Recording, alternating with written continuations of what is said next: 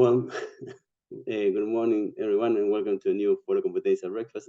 We have the honor today of having Ariel Ezrachi talking to us.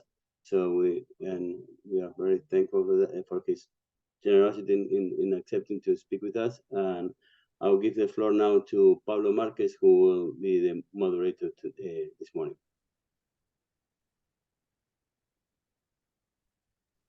Hi everyone, and thank you Julian.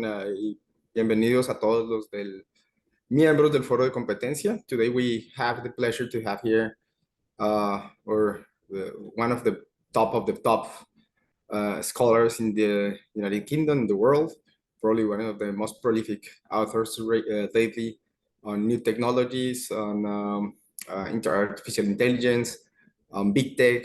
I can't mention how many books Ariel has written. He needs no introduction, but just for the information of those who don't know who Ariel is the Slaughter-May Professor of Competition Law at Oxford University. He sits at Pembroke College at Oxford. And he's also the director of the University Center for Competition Law and Policy. He, together with Bill Kovacic, is the joint editor of the Journal of Antitrust Enforcement, which it's a great journal for anyone who wants to write about enforcement in antitrust issues. And today we have Ariel here, who has written several books and articles regarding artificial intelligence and collusion, algorithmic tacit collusion, and several other issues related to digitalization and the impact on competition law and policy. So we asked Ariel to, let's say, introduce us to the issues related to artificial intelligence, whatever it means for this particular lecture, and then its relation with competition policy. We are very excited to hear as large language models have become the most important issue probably lately in the last 6 months, mostly in the legal profession and several other professions. So we're very excited to have Ariel here to, let's say, highlight us a little bit about what is this revolution and how it's impacting competition law in general. So Ariel, thank you very much for joining us. As Julian mentioned it, it's a pleasure for us to have you here. You have in the panel probably the most prolific and interesting antitrust advisors, professors, councils, and authorities. So the floor is full of people that is very knowledgeable on competition issues. So we're very happy to have you here. So I don't know if you're gonna produce a presentation or you're gonna just speak by that, but you're very welcome to do it anyway. I probably at the end will have a couple of minutes for questions, and so the floor is yours, Ariel. Thank you again very much for joining us. Thank you so much, Pablo and Julian. Really appreciate it, and it's a pleasure to join you all. Let me share some slides that I prepared. So you can all see the slides? Yeah, super. So it's a bit of an interesting topic, artificial intelligence, because I think we can all appreciate that it's a moving target. But what I try to do is to gather together some comments. Some are conceptual, just so we can better understand what is really at stake, and some will be more specific, really focusing on areas that I've been doing some work on, and this is where I can maybe speak with a little bit more authority. But I think the first thing to understand is how far we are from where we thought we are or we were, and how quick things have evolved in digital markets. We all know that expert algorithms have been used for many years now. These are the algorithms that you have when you have someone write the algorithm. basically develop it in advance, set the parameters. And these are the algorithms that we're using to collect data, to order data. These are the algorithms that were used or still are used for search, for recommendations, all these things. And of course, they offer us capacity of analysis that we as humans do not have. But the unique thing about them, or the main characteristic, was that someone had to sit and basically design those instruments.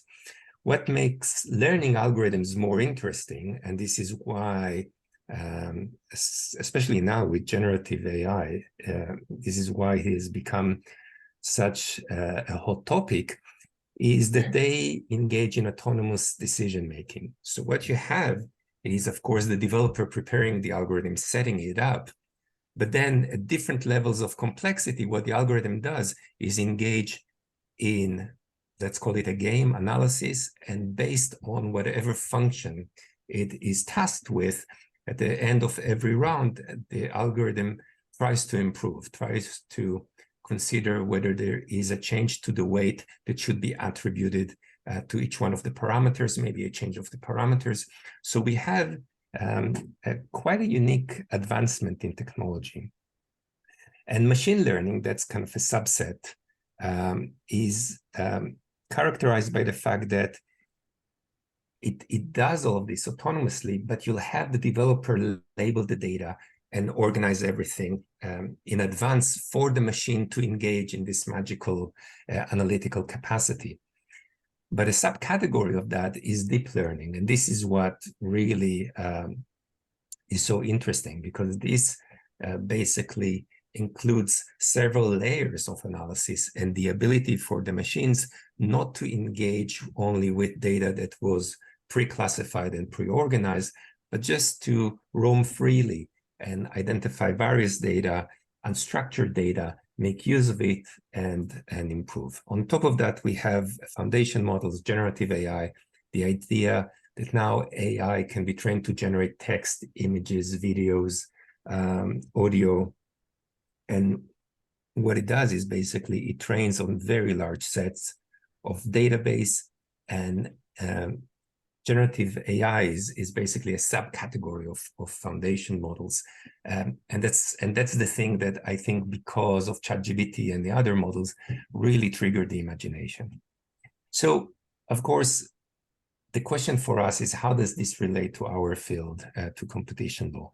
But before we move to that question, I just want to mention that what is really unique about these new developments is that beyond the new analytical abilities, you now have intelligence that is increasingly detached from the developer. So whereas artificial intelligence in the past still needed a human, and that human might make mistakes, might have some motives that are not in line with societal interest, all of that is true, but still there was a human interaction. Whereas now what we have is an era where those technologies can operate independently. And the big debate is, okay, what should we do with this? And there are two views, and I'll start by saying I don't have a specific agenda here. I don't think it's very easy to say which way we should go. But let me start with the opportunities. So this is the positive story of why we should all be relaxed and quite pleased with what is happening.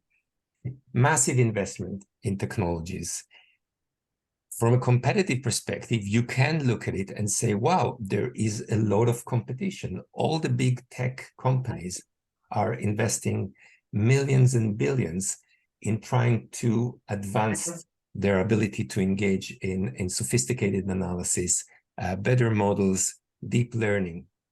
If you look at generative AI, look, we're all familiar with ChatGPT, but so many other instruments that are doing very similar things are now out there.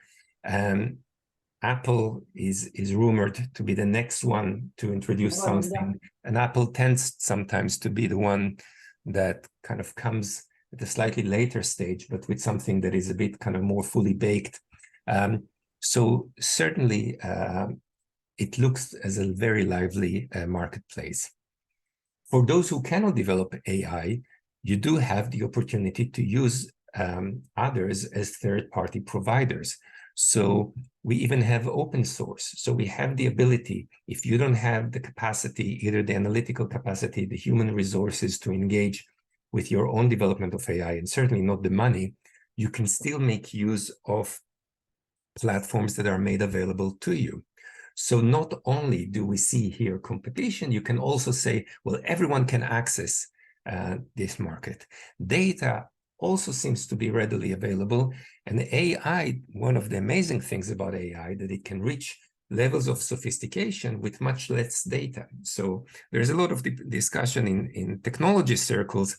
What is really the component that is leading the field? Is it the AI, or is it the data? And some would argue it's about the data, but AI enables you to reach high level of sophistication, even if you don't have all the data that you needed to have with older technology. So the positive view is that AI will reduce barriers to entry.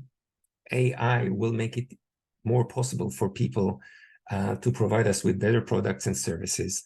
Disruption is likely. We as users certainly will benefit. We will get better offering, things that really match what we require. And you could even imagine in the future having an AI agent operating on your behalf and saving you from anyone who's trying to manipulate you. Okay, so this will be the positive view. The slightly more negative view, I think, reflects the views of some competition agencies, some scholars, and it highlights some of the difficulties. And this is what stands at the core of the debate. The first concern, of course, is market power and the fact that we have data-driven economies of scale. What we have is clearly an industry in which, if you have the right data, if you have the right capacity, your AI will be trained and will be stronger, better. The fact is that if you have market power, if you already have an existing platform, an existing ecosystem, you are more likely to benefit from that position. There are massive costs associated. The amount that Microsoft had to sink into ChatGPT is absolutely mind-bending. So the cost to develop AI, to run the system, to generate the output is significant. This is not something that you can have a new entrant being able to engage in. And of course, because of that, we have very high entry barriers. So from that perspective, despite the competition between the ecosystems, what you would argue is that AI entrenches existing market power, because only those who have the control over it are able to engage in this next generation evolution. And because we have conglomerate business models, we have ecosystems that we operate in, we have ongoing vertical integration, you have less opportunities for disruptors to even enter into these markets. And the tech barons that we recognize, plus minus some other players, are the ones that are moving further to the next stage. And other players will be heavily dependent on them. And there is also the element of, if this is the case, then you would expect a distortion of innovation paths. The type of innovation that will characterize the next waves will be very much in line with the value chains promoted by these tech barons. So if you take that view, what you have are pockets of market power that are being entrenched. And you have powers, analytical powers, that we are not really familiar with. So there will be a change in the dynamics of competition. You will have decision-making that is even more nuanced and optimized than what we are familiar with when we go online at the moment. So if we're all familiar with current manipulation, and I'll speak about it a little bit later on, imagine something that is so much more powerful, so much more nuanced, that can engage in so much more with so much less data and information, the ability to use deepfake, the ability to imitate human communications, to manipulate us. All of these are, of course, raising massive concerns. So the big question is what to do. And at the abstract level, I think whichever way you tilt with your own ideology or knowledge or background, I think you have to appreciate that our understanding of the impact this will have on markets. I'm speaking here mostly about competition law and kind of the wider context of market. Our understanding of what it will really do to markets is relatively limited. It's very difficult to grasp what exactly will be the effects here. And I'll say even more, something more than that. In competition law, we really heavily rely on economic modeling and economic analysis. And what economic modeling does is approximate reality. But if we are not certain about what reality is, then you have to at least accept that the economic analysis that is used in order to give us some sort of insight is actually operating with a benchmark that is not very stable. So even if you're heavily in favor of whatever economic modeling, just appreciate that that economic modeling is now being based on assumptions that are relatively speculative. And because of that, a lot of the discussion that we have can be more easily influenced by intellectual capture, regulatory capture, on one hand, corporate interest. And by the way, when I say corporate interest, it could go both ways. I'm not arguing in favor or against intervention. You have powerful players at both ends, but mostly ideology. I think competition law is one of those areas of law and economics that we all like to operate with the assumption that we're using very well-founded benchmarks, but ideology and opinions play quite a significant role in how we approach some decision-making. And in many ways, the discussion that we now have on AI opened the door even kind of more significantly to these types of influences. And this is, of course, unfortunate. So from this abstract level, if we bring it more closely to competition enforcement, there are interesting questions. Is this the same dynamic that led to the rise of the tech barons that we recognize? So are the economies of scale, the network effects, all these elements are exactly the same here? So early advantage or early adoption would really be significant? Or is this a new reality where you'll have late move advantage, where because of the nature of AI, those that will capture it early might have a system that is inferior? And in a way, the next, let's say, generative AI, if Apple comes up with it, might be even better. So the argument is, do you have to be the first or the second? So these questions impact, of course, on the way we would consider the need for intervention. I think that whichever way you tilt, you cannot escape the reality that still those who control whatever is happening now are still the same tech barons. So because of the way the market operates, regardless of if you think it's a first or late move advantage, regardless of what you think about the competition dynamics, to what extent does this change the reality? I don't think it changes that much. So at least we can remove one element of uncertainty because we see who are those that are developing these new tools. So how should we approach it from a competition perspective? And a lot have to do with your approach to error cost.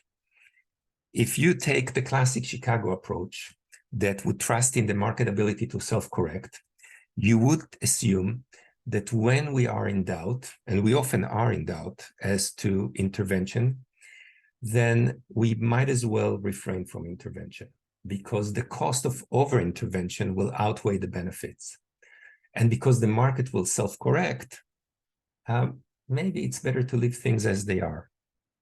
On the other hand, even before kind of the big bang of AI, if you look back 4 or 5 years, on all the research papers that were released kind of when we all started to appreciate the significance of digital markets, there has already back then been a tendency to appreciate that we need to recalibrate our approach to error costs.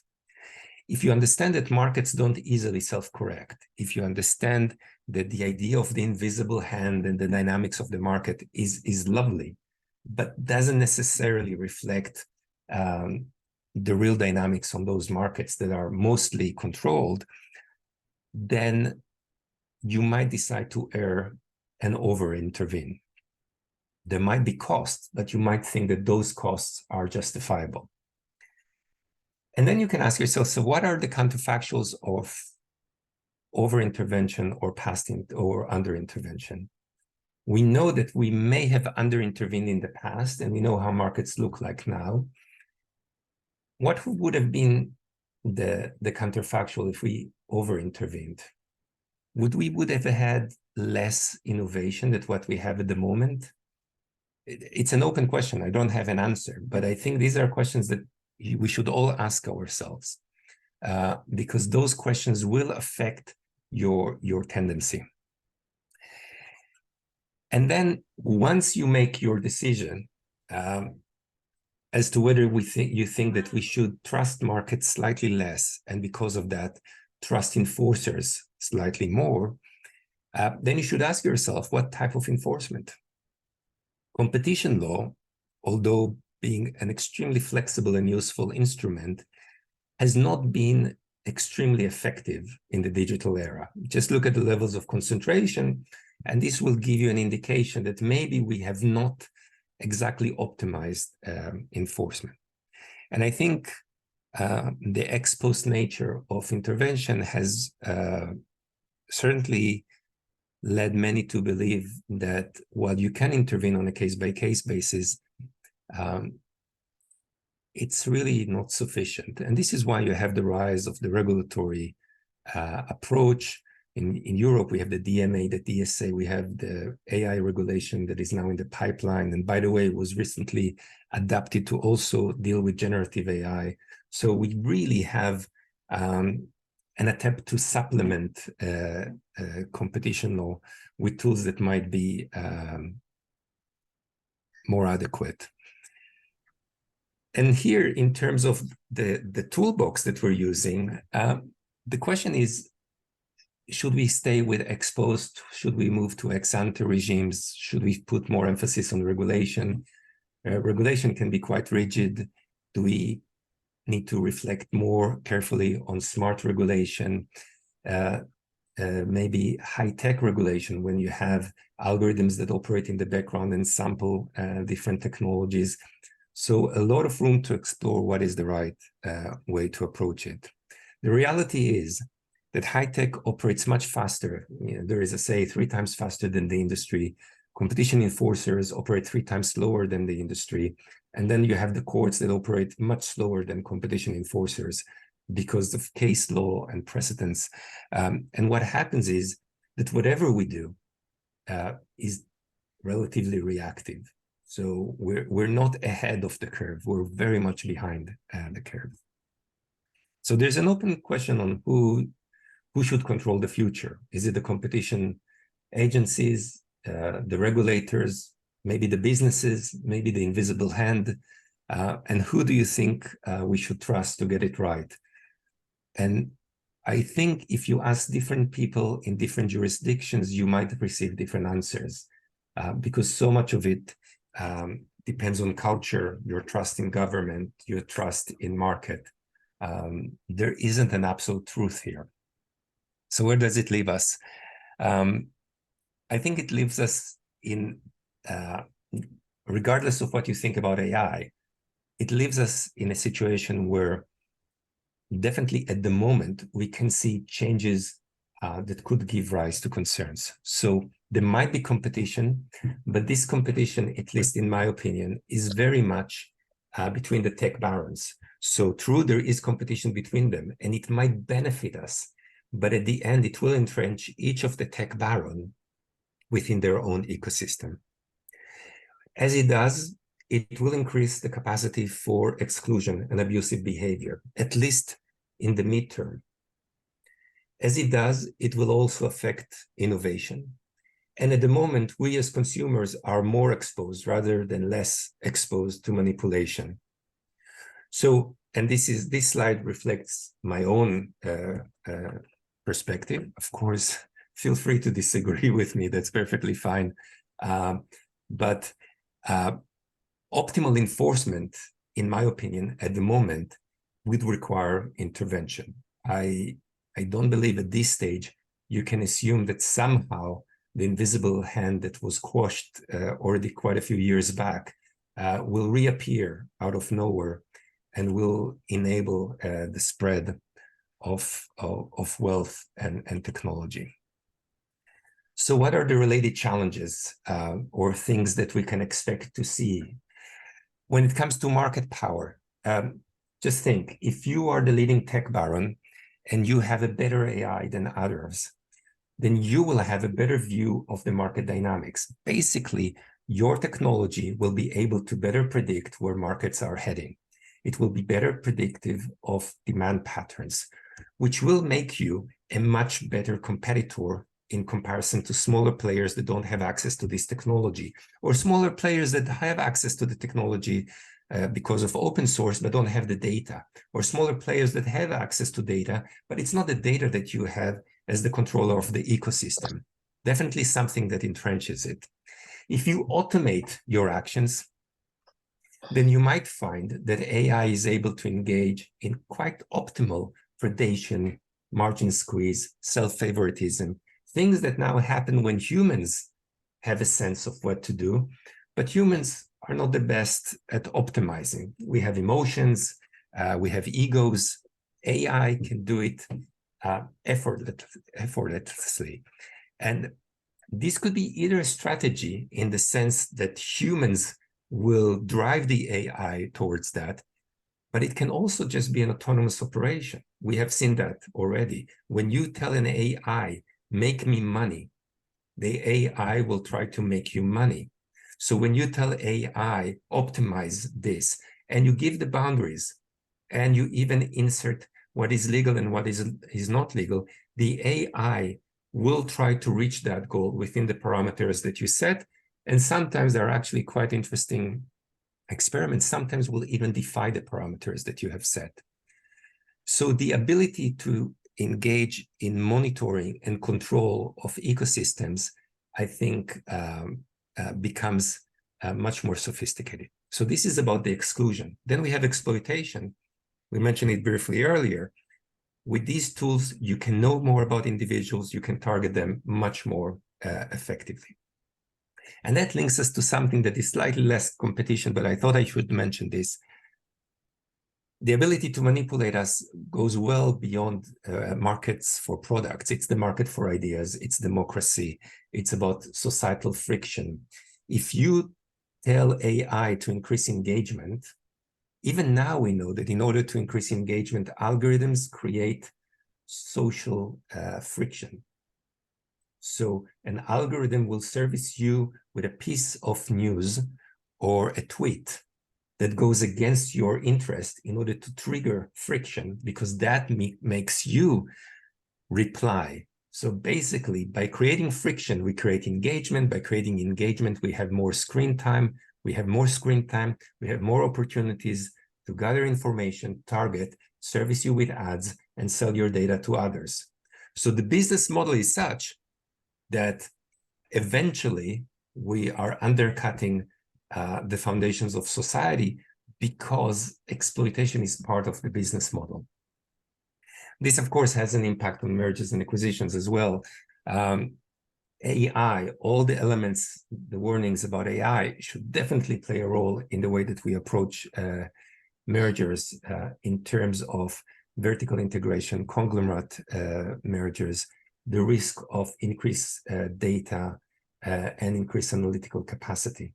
So when you measure the possible efficiencies, you have to counterbalance them against the possibility that it will truly tilt the markets.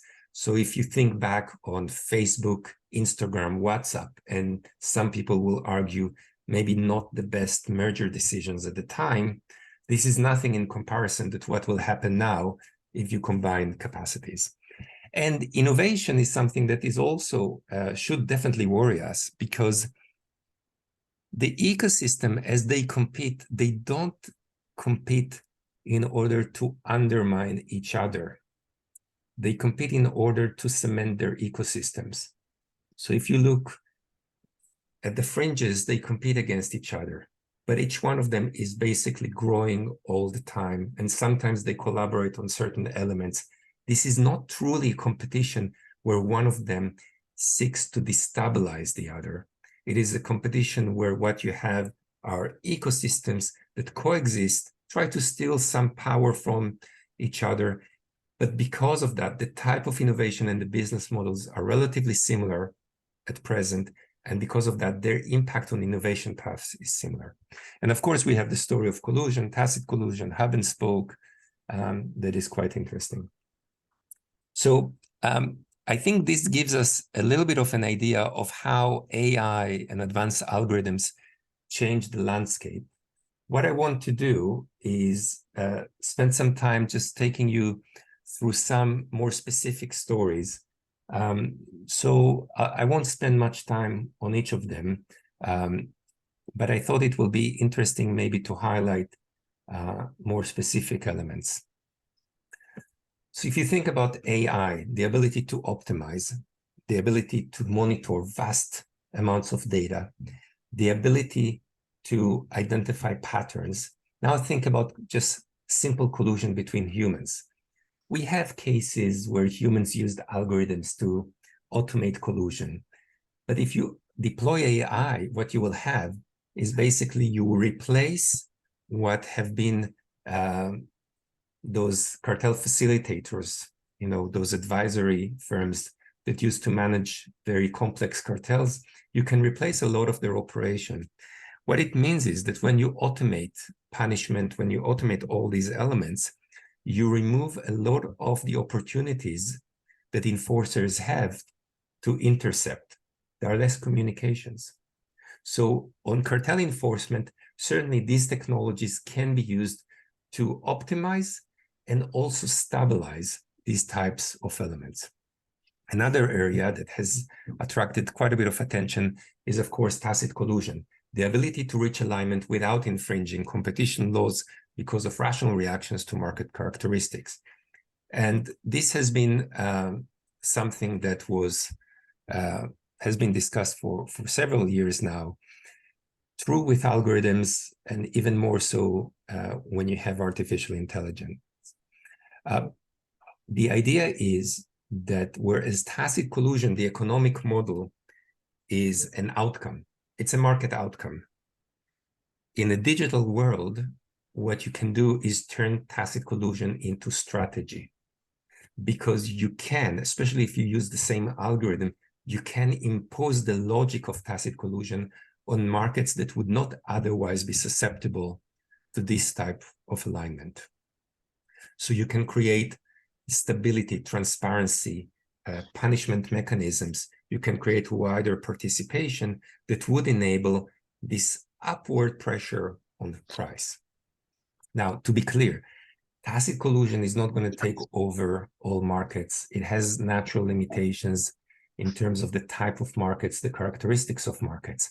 But AI will certainly increase the likelihood. What we already know, there are some bullet points. This is just empirical research that we have so far. AI can autonomously engage in tacit collusion without you even telling it how to do it, can do so in increasingly complex markets, can do it now with imperfect information. Are we there yet? No. I mean, these are all control scenarios. There is really nice paper on using AI in petrol markets that shows alignment. And I think what is already obvious also in terms of empirics is that if you use the same algorithms, then certainly what you will have is this upward pressure on price. From a legal perspective, this is extremely challenging because a lot of the time, this will fly below the radar screen. As long as it's a rational reaction to market characteristic, as long as you don't have signaling, that you don't have some sort of an illicit conduct that supplements the natural occurrence of alignment, these things just happen. Let me move to another thing that I find really interesting, and that's the hub and spoke structures. Almost every online seller these days is outsourcing pricing decisions to a supplier, unless you have your own capacity. So it's very common to have third-party dynamic pricing. The idea is that I let someone else manage my pricing, my strategy. Their algorithm supposedly looks at the market, gather data points, decide how to optimize, and help me increase sales or increase market share, whatever it is that I would like to optimize. Increasingly, when the same algorithm is servicing the portion of the market, what we have is a certain alignment that is raising concerns. A few examples in Rotterdam, for example, A2I systems are servicing all the petrol stations and were able to increase price. We know that RealPage in the US, in Seattle, for example, was used by a lot of property managers to basically manage the properties. And because they had this single management, what they were able to do is to waive occupancy rates and favor increasing price, something that you wouldn't otherwise be able to do. There is a class action at present in the US dealing with that. And in Las Vegas, on the street, you have the same thing, where hotels used another type of revenue management program that also enabled them to favor profits over occupancy rates. No more last-minute cheap rooms. Whenever you book, it will be a more expensive room. Again, there is a class action in the US. What is common to all of these hub and spoke structures is the fact that they give rise to concerns when the hub and spoke occupies a single portion or a significant portion on the market. Where does AI come into play? If you have lots of smaller hub and spoke structures, your assumption would be that each one of them cannot influence the market. So in markets where you have a lot of dynamic pricing service operators, what you would assume is that if sellers outsource their decision-making, none of the players that engage in dynamic pricing and setting will be able to influence the patterns on the market. But when those sellers use advanced algorithms on the secondary market, what they can do is they can create nonetheless alignment. We call this secondary algorithmic tacit collusion. And this is really interesting because we are now starting to see on markets a phenomenon where, regardless of the conditions on the primary market, so the primary market might be heterogeneous, might have limited transparency, all the things that will make tacit collusion impossible. Players on the primary market might decide to outsource to engage in dynamic pricing. Because there isn't a single dynamic pricing player, you wouldn't necessarily go back to the scenarios that we discussed here of hub and spoke, where you say, oh, this impacts on all the market. And yet, then at the secondary market, we go now to a model of tacit collusion, and that model is detached from the conditions on the primary market, because that model takes place between firms that specialize in optimizing pricing. And that market is simple. The primary market might have 20,000 players. If they are using, let's say, 4 or 6 hubs, the real market where tacit collusion takes place is a market between 6 hubs. And if they decide, for instance, to increase commission by 4%, because this is the rational thing to do, and their algorithms are able to create that alignment, then this is something that will happen irrespective of the reality in the primary market. So again, technology helps us in many ways, but also opens the door to new dynamics that we have not seen before, and certainly things that I think merit our attention. Let me move to manipulation, which is also really interesting. You know, chatbots, generative AI, deep fakes, all of them can really mislead us. As far as you're concerned, maybe it's not me who's talking to you. Maybe it's someone else, and my face was just put on that. Or maybe I'm not even talking to you, and I just live in my own little bubble. So all of this is absolutely possible. AI enables, of course, superior manipulation. In terms of market power, those in control of the AI and the data input can actually distort the output of those models. They can decide that certain types of information will not filter into the analysis. They can decide that when you get a reply, because think of it, a lot of it is a black box. If you use now, let's say, ChatGPT, you don't know exactly what was used. So we are basically outsourcing even more control to someone else who can determine what will be the outcome of our search queries or just questions. It can affect price manipulation. It can affect behavioral discrimination and functionality. So there is a wider scope for manipulation. And a lot of us tend to think that we're autonomous. A lot of us tend to think that we reach our decisions, on our own accord. The reality, even prior to AI, is that when you go online, when you even read the news, most of you walk down a path that was designed for you, that leads you in a specific direction. You're just not aware of it. It is so easy to manipulate us and mislead us. Just by creating some friction on one side, less friction on another side, that in itself can manipulate you. The order of news, I mean, there are just psychological studies that show, for instance, if there is a story about something violent, we know that then it will lead you to be more protective. So if I sequence stories by a story about some threat, and then a story about political elections where I want to promote something which is a more robust or anti, let's say, external forces, this is the way to sequence it. I can sequence it differently. We know that if I give you, for example, a prompt that your friend voted, it increases your likelihood to vote. We know that. So if I know what is your likely affiliation, I can decide, for example, to manipulate you by selectively informing certain people on election day that their friends voted and not informing other groups that their friends voted. So what I do is I mobilize the people that I believe support my goals. These are all very fine-tuned. This is not Cambridge Analytica. This is much, much milder in the sense of what you can do. And then, of course, add on that the idea of what Cambridge Analytica was able to do. Add to that AI. No longer will I be relying on the type of car that you bought to estimate who you're likely to vote to. I can engage in something that is much more robust and fine-tuned. Technology now can identify, of course, based on text, your emotions, based on the way you type on your keyboard, based on your eye movements. I can basically, not me, but read you as an open book with the right technology.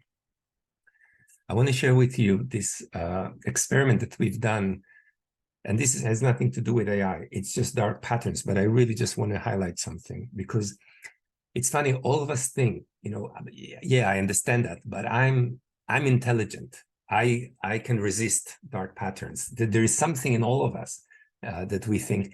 So we created a website that sold investment products, and it was called basically Beanstalks, and it was powered by Oxford AI, and it's of course not a real product. And part of the experiment, it's an actual empirical experiment. People came to the website at the end of their engagement. Some of them were given an offer. That's the offer you see at the top of the screen. That's the control group, while others were given offer with common dark patterns. And this is what is known as in empirical studies bait and switch. So people thought that they're coming to the website to help us design the website And before that, we had some information about them. So we know about their education, about their financial position. And we try to see whether there is a heterogeneous effect. The amazing thing was, so two things, two conclusions come out of this. First of all, that even the simplest dark patterns that you might identify are still effective in making people divert from what the control group did. So trick questions when you do, for example, double negatives, or Roach Motel, where what you try to do is say, no, I don't want the product. And you're just being taken through loops and loops and loops. All these things really impacted on people. So we had a very significant uptake when it came to dark patterns. That's the first conclusion. So they are effective. Second conclusion, they're effective on people regardless of your education, regardless of how smart you are, what car you drive, and how much money you have. The reality is that there were no significant differences between the various groups. Doesn't matter how much money you make. Doesn't matter which industry you work in. You are affected by it. And the last thing is that when people got to the payment page, because everything was designed to approximate reality, there was a drop just before you had to insert your payment details. So people were able to wake up when they needed to put their credit card details. Not a lot of people, but a portion of the people. And that is important because what it means is that it means that dark patterns are effective, but dark patterns are mostly effective where you are passive and you don't need to take an active action, which means that in our reality, where you are in ecosystems most of the time, they already have your details and payment is often automated and your account details are already present, dark patterns become much more pervasive. So when you allow someone the time to reflect, payment page is usually something that will wake some people and they will not go through with it. But if you don't need the payment page, these things just manipulate us all the time. So I asked you earlier, who do you trust to control the future and who do you trust to intervene on your behalf? I guess with our patterns, I can ask you now, how do you think that you reached that viewpoint? I mean, so much of what you believe and what I believe, it's not that I'm immune from any of this, but what we believe is right is based on so many things to which we were exposed. Just think about it. We were exposed to news, to capture, to studies that were paid for by God knows who. On one hand, by corporate, players. On the other hand, by corporate players, especially in our area of competition law. So much of what is happening is in a way contaminated by interests on all sides. Then even the way that we think about those questions is part of the story on manipulation and dark patterns. I think the last story that I wanted to talk about is innovation, but I think I'll skip that. I just think that there is a really simplistic assumption about innovation. Innovation is like the weather. All competition lawyers and all competition judges talk about innovation, but we don't do much about it in the sense that it's something that you mention in every decision, but it's something that you kind of take for granted very often. There is this assumption that if a company invested money, that equals innovation. There is an assumption that if a company delivered something, that technology is something that we value. The reality is that there is a difference between sustaining innovation and disruptive innovation. And a lot of the innovation we have at the moment flows from the business model of the big tech barons, and as such, is not really disruptive. Real disruption is very hard to maintain because of the control over demand, supply of innovation, control over funding, and the fact that it's extremely risky. So what you see now, even if it looks disruptive, pay attention how quickly it is aligned with the value chains of the ecosystems and actually starts to serve the same ecosystem, the same business models, and how little we have in the sense of disruption, something that is really trying to disrupt that. I find that quite interesting. Okay, so let me conclude. Look, more and more of our livelihood, more and more of what we do now happens online. And we need to recalibrate a lot of the way that we think about enforcement. We need to enhance our enforcement capacities. And we also need to challenge the idea that markets will self-correct. Our ideal market reality is lovely, and sometimes it does work. But in an increasing number of markets, we actually have a reality that is slightly different, a reality in which markets are simply controlled and the invisible hand was pushed aside by a digitalized hand. I'll end with that. Thank you so much. Cheers.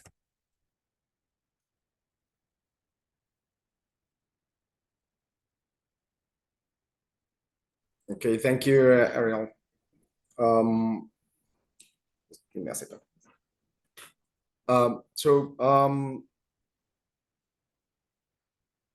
I don't know if we have questions from the floor. I guess Esteban, Felipe, as is usual, has a couple of questions. But as I have the chance to moderate this one, so I'm going to start with one question that I've been that I think it's quite remarkable regarding the presentation. It is the fact that you're looking into other forms of influence, let's say, that are beyond for markets, that it's also that bad might have an impact in markets. So I wanted to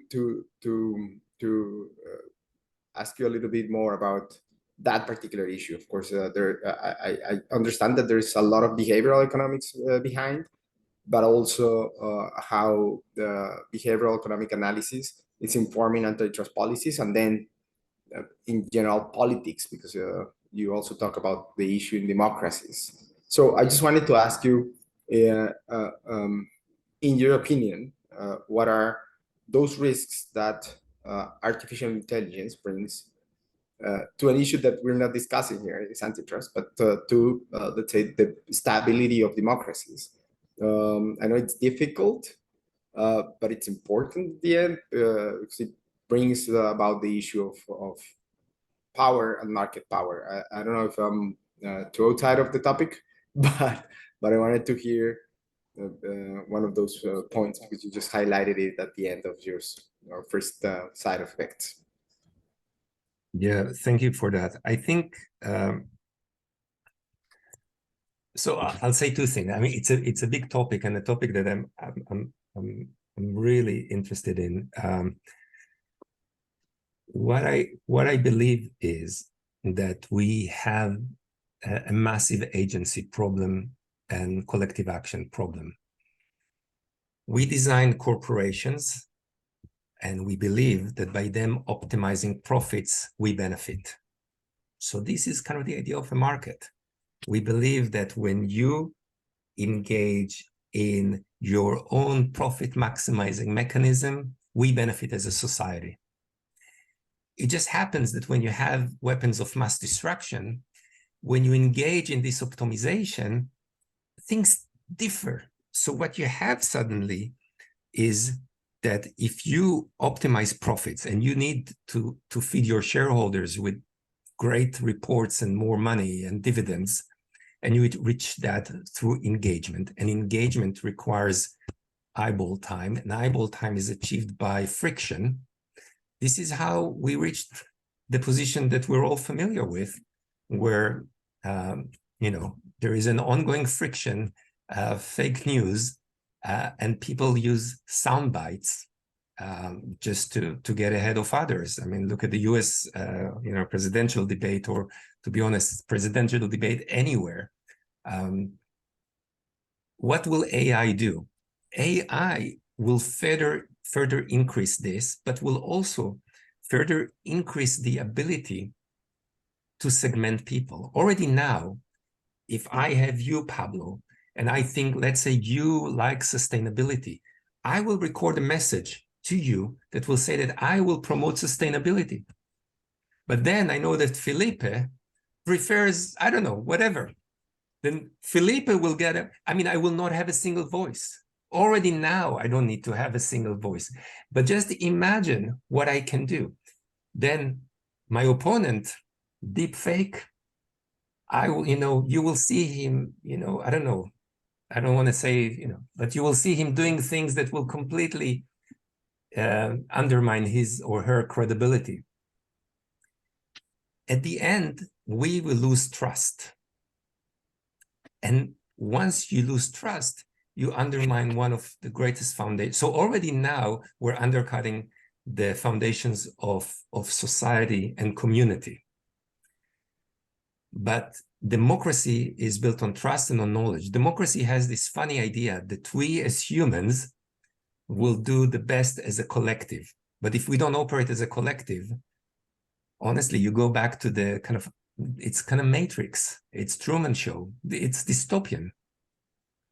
We're definitely heading there. And this is why, for instance, the European AI regulation is now looking at transparency. So it creates these, they created like a 3-tier approach, and generative AI is at the core of it. And then you have foundations, models, and AI. And the idea is this is a real concern.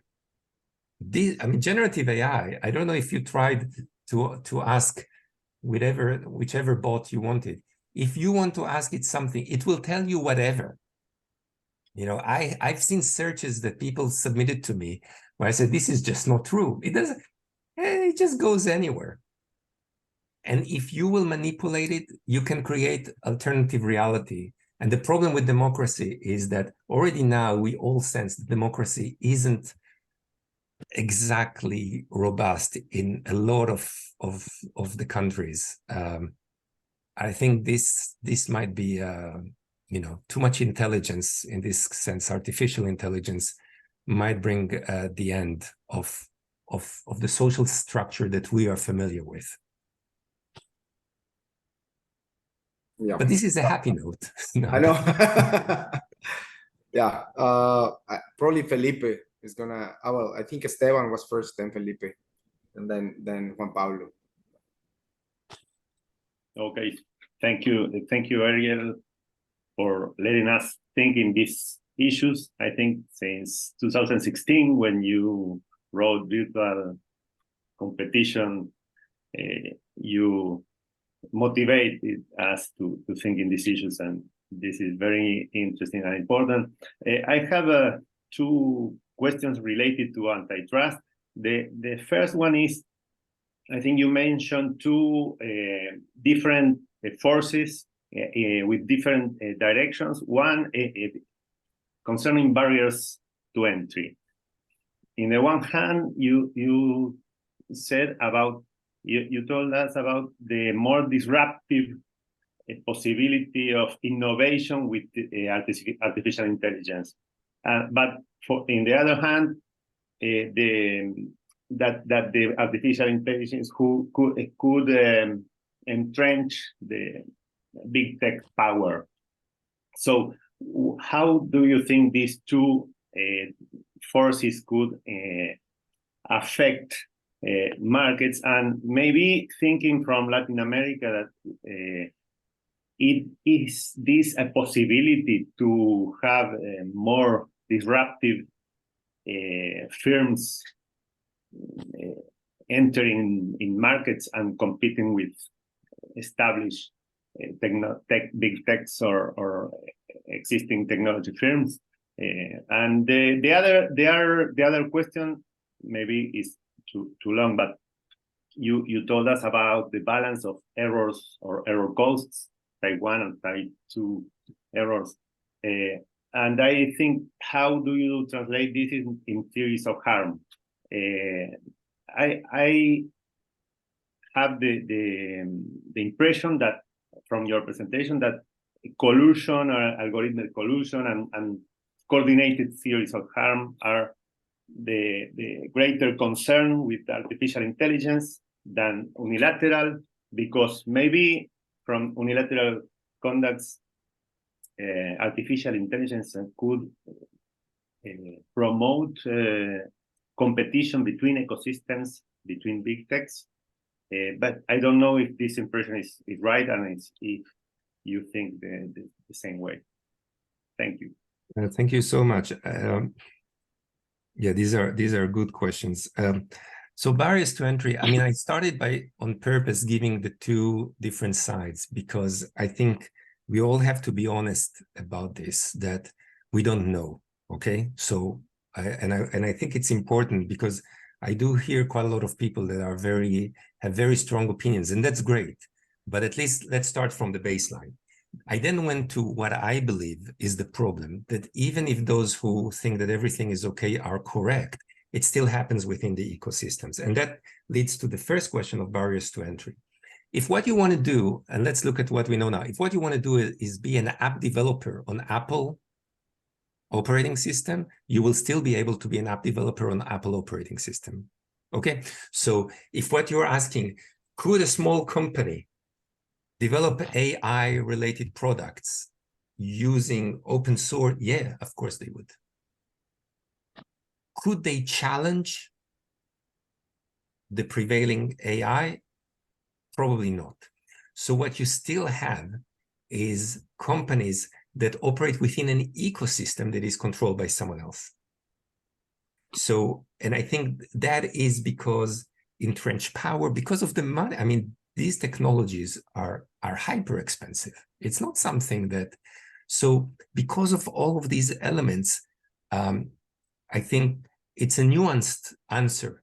It's not that this is it. There will be dynamism, but the dynamism will never challenge the actual founding fathers, because although they don't stop talking about how they are soon to be disrupted, their purchasing patterns, their technological patterns, their ability to influence, and their deep pockets have positioned them in a trajectory that they already outlive the average lifespan of a typical company. You know, companies come and go. I mean, I'm not saying that they'll stay with us forever, but certainly they are able to prolong their life. Error costs. You know, the veil of ignorance, John Rawls, I really like that. When you don't know what to do, detach yourself from who you are, if you work for the people or if you work for the corporations, and think about it behind the veil of ignorance. And if you don't know where you are as a citizen of the world, what would you rather have? Trust the companies or trust the state? I personally, and that's very difficult because people in different jurisdictions will have different answers. But my own answer would be that if I didn't know where I am, and I think that applies to a lot of people that also represent big tech, if they were not representing big tech, they will be more careful in their statements. I think so. I might be wrong. Last thing, theories of harm. I'm less concerned with tacit collusion. I'm really concerned with hub and spoke and secondary tacit collusion. I think I'm also slightly less concerned with AI and abuse, and much more concerned with AI and market power, which is relevant to regulation, but less to classical monopolization or abuse of power, which takes us, you know, it's a bit of a, it takes us to the question of which instruments are you using? Or what are we talking about? Merger control or ex post analysis? I don't think we're yet at the point of a company optimizing predation with AI. It's a risk, but I don't think we're there. And I'm certainly concerned with things that are less about competition and more about the market for ideas and manipulation. So all the things that are consumer protection, where there, I think we're exposed like we've never been before. I mean, we're literally sitting ducks as far as this is concerned. So I would say a little bit of collusion, but not. I always make sure to highlight the limitations of the model of tacit collusion. It's super interesting, but it's not something that happens all over. But hub and spoke overcomes all those limitations, and secondary tacit collusion enables you alignment even in markets that traditionally you will look at and you will say, what's the problem? I'm very concerned about exploitation and manipulation, and I'm concerned about market power, but I don't think at the moment, and market power may lead to abuse, self-favoritism, exclusion, but this is not AI dependent. This is just business, you know, I mean, something that happens regardless. So I hope I gave enough kind of indications. Thank you. Very, very interesting. Felipe, I think you were next. Do you hear me? Yeah, of course. Yeah, good. Well, thank you, Ariel. I mean, for your insight and your deep and candid thoughts, as always. I have first a very practical question is, we are looking all these improvements and movements on ex-ante regulations. So we have Germany, we have Brussels, and we are looking at a draft from England and also some bills from the US. So and because you know the region and you know Latin America, I mean, it would be helpful if you can somehow tell us, what do you think it's an interesting regulation? What do you think? What agency do you think you should we should looking at the agency and what the agency is doing? And my second question is not that practical, but is what about the long-term future? Do you foresee somehow an international entities, especially, I don't know, receiving the leniency application or maybe mergers activities?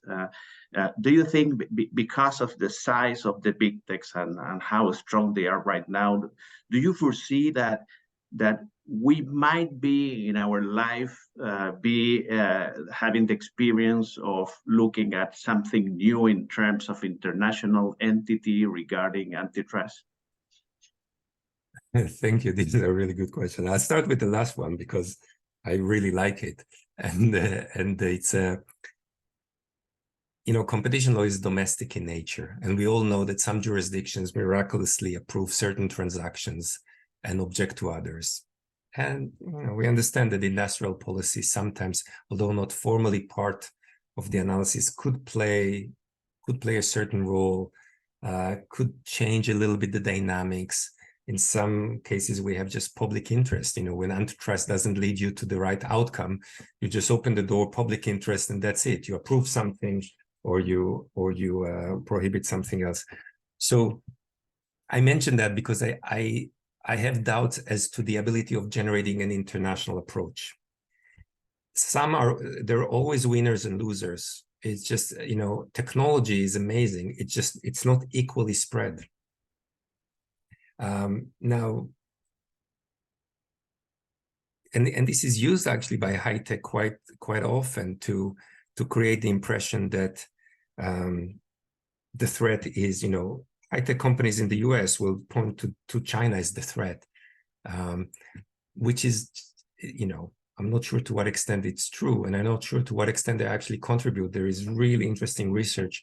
Most of them make their profits in tax havens, so they don't really contribute to the US, and yet they are regarded as national champions that need to be protected. So very interesting, but I just don't believe that there will be a global movement until we will see this as a global threat. And in my opinion, when we will reach that level of homogeneous opinion, it will be too late. But you know, that's very personal view. In terms of what to do and who to do this, there are such different approaches. Look, the DMA is in a way codifying a lot of the antitrust cases that we had. It does more than that. And it's a bypass to antitrust. It's more than that, but a massive chunk there is bypassed, and it is a smart regulation because it tries to target the big ones without increasing the burden on the smaller and medium-sized ones. So in that respect, it's a good regulation. Is it? Now, I have to drop from this call, so I'll just say it kind of briefly. You have some people that say this will change everything, but you also have people in the know that argue that big techs can easily manipulate the enforcement of the DMA. The data is provided in a way that at the end it will lead to agreed remedies, to agreed changes, but the de facto effects will not be that different. DSA, wider application, also not just the Commission, you also have the member states, but you have things, for example, dark patterns are prohibited. What is a dark pattern? How do you distinguish dark pattern from good marketing? I mean, where do you draw the line? So I think you can definitely cherry pick, and then you need to decide who's doing it. Competition agencies, because of their independence, have always been a good option, because you can create, like the DMU, you can create a unit that will do that. And indeed, I think it's not a bad thing. But remember, competition law and even those specific regulations have to operate as part of a wider scheme. You have data protection, you have privacy, you have so many, you have telecommunication regulation, you have so many different elements that play together. I think the biggest challenge is to have a single voice and avoid silos in the applications of these regulations. In the EU, also in the UK, a lot of emphasis is done on bringing the agencies together and trying to create a single voice, identify where they overlap in authorities and create this. I don't know, it's a big experiment that we're going through. It will be really interesting to see next year what is the real impact, how much of it is just hype. There is an alignment of interest, which is quite unique. Both the agencies and the corporations want to show that it is effective, regardless of whether it is. So it will be interesting to see what happens. I have to apologize. I have to drop from this call because I'm already late to another one. But it's been a pleasure to join you all. I hope you enjoyed, and I'll see you hopefully in person at some point. Thank you, Ariel, for being here, and thank you everyone for joining us. So see you next breakfast. Julian. My pleasure. Thank you both, Pablo and Ariel. It has been a great pleasure. Thank you very much. And thank you, everyone. See you soon. Thank you. Bye. Bye-bye. Bye. See you. Thank you so much.